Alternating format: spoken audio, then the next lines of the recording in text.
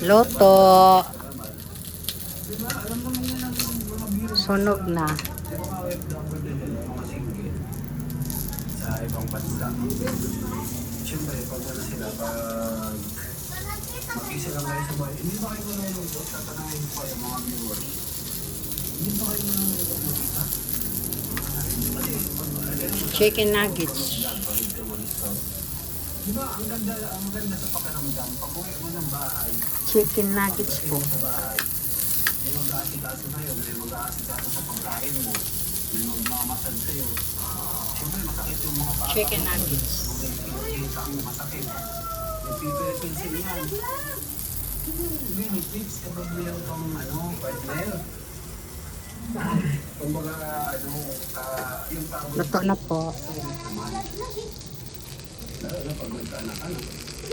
Kumbaga, kaya ano ka na, may motivation. Motivation sa mga ginagawa mo, sa pinagsisikapan mo. Yan ang nangangalap sa atin dahil sa yung pagbibigay ng motivation, yung pamilya natin. Napag-usapan din nila sila JJ at Kai at kakakasal lamang kamakailan. Sabi ni Sir Olives, mas bata pa nga raw si JJ pero nagdesisyon itong bumuo ng pamilya. Kaya para sa kanya, nasa tamang panahon na rin si Eds kung sakaling gusto na niyang pumasok sa panibagong yugto ng kanyang buhay. Kaya nasa right time ka para magpamilya. Why, Gigi, ilang taon pa naman ito? Bata si Gigi, 25 yan. 27 pa lang si Gigi? Oo nga. 27 pa lang pala si Gigi, ano? Tignan nyo, Kakain na yung bata. gising na sila kasi. Kain na ang bata. At ngayon mga kalinga, kayo naman ang tatanungin ko. Ano ang masasabi ninyo sa naging usapan nila? Sa tingin ninyo, magkakaroon pa kaya ng bagong love team si Eds? O mas maganda nang ituon niya ang panahon niya sa paghahanap ng totoong pag-ibig? At kung sakaling darating na ang tamang babae para sa kanya, ano Ketchup. kaya ang mga katangian ng babaeng magiging the one ni Eds? I-comment nyo po ang inyong opinion sa ibaba. Babasahin ko po ang inyong mga komento. At kung nagustuhan ninyo ang ating reaction Photo. at update ngayon, huwag kalimutang i-like, share, at subscribe para lagi kayong updated sa mga susunod pang balita at kwentuhan dito sa ating channel. Maraming salamat mga kalinga. At tandaan, ang love team ay maaaring matapos. Pero ang tunay na pag-ibig ay dumarating sa tamang panahon, sa tamang tao, at sa paraang hindi mo inaasahan. Hanggang sa Wala susunod na. nating update, ingat po tayong lahat at God bless. Wala na po.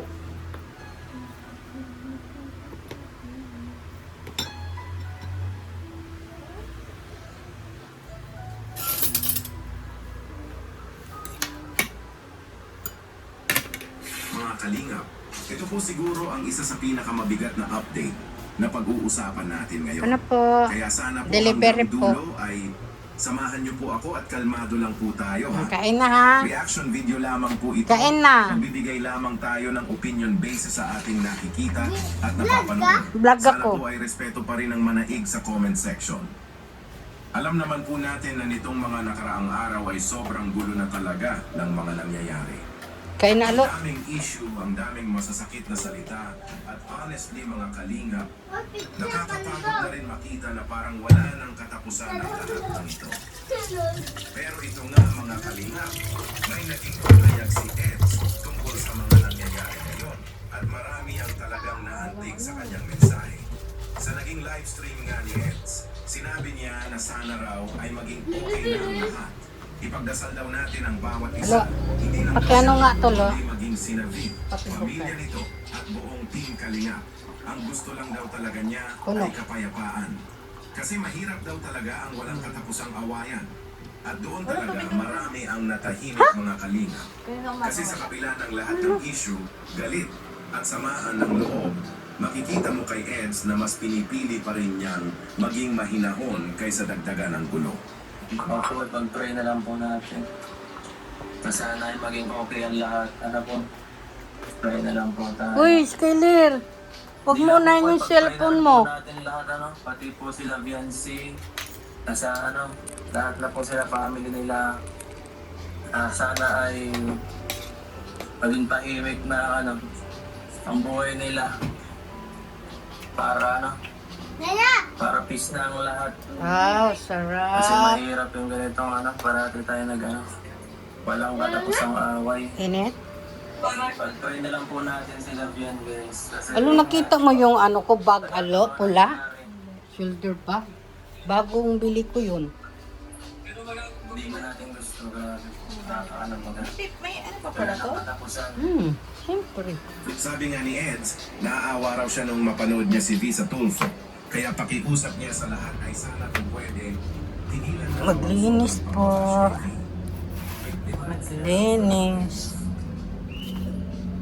Kung nasa paligid. Kapag yan may naawa sa kanya. Ang pinapanapas kasama. At honestly mga kalinga, gets naman natin kung bakit maraming nasaktan at nagalit.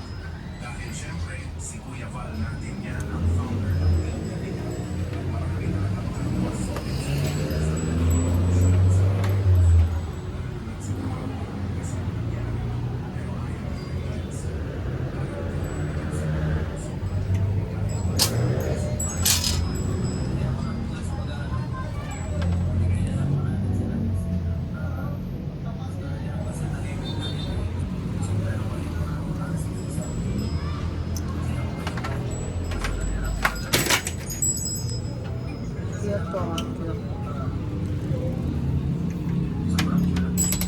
Wala na tayong peace naman kahit kahit sila Ram.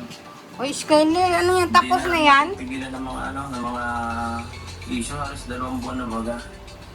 Ako, si Kuya Val, kabilang kampo, walang katapusang gulo. Hindi ka natin alam kung saan ang gagaling lahat ng galit baga. masakit man daw para sa kanya ang May nangyari. biko pala ako. Lalo na naging partner niya Pakibukas sa lo. team nila sa loob ng 2 taon.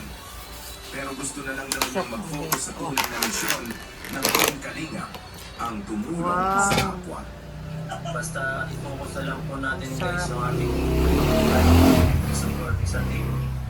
At ang sakit pakinggan nung sinabi ni Eds na hindi ito matatapos kung walang magpapakumbaba. Grabe mga Kalinga, totoo po yun. Kapag parehong galit ang magkabilang panig, mas lalo lang lalaki ang gulo.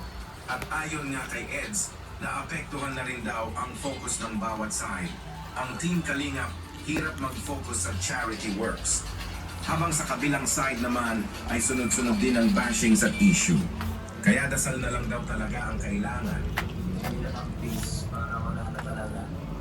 Kasi hindi ito magtatapos ng wala talaga ng bibigyan. Para sa mga kalingan siyempre, hindi na mag-focus lang sa sila doon. Hindi rin mga Hindi rin titigilan ng mga bashing. Pwes po, pray na rin sa Habang kumakain nag-cellphone, bawal yun. Itong kalingap. At saka pag-pray natin din sila na sana ay ma-realize natin ng lahat ng pinagsamahan baga. Nakakalungkot lang. At isa pa sa talagang ay naaawa raw siya kay V. Dahil sa tagal daw ng pinagsamahan nila bilang partner sa LT, masakit para sa kanya makita na umabot sa ganitong sitwasyon. Imagine mga Kalingap, 2 taon silang magkasama sa vlog, sa serye, sa mga challenges, sa saya at hirap.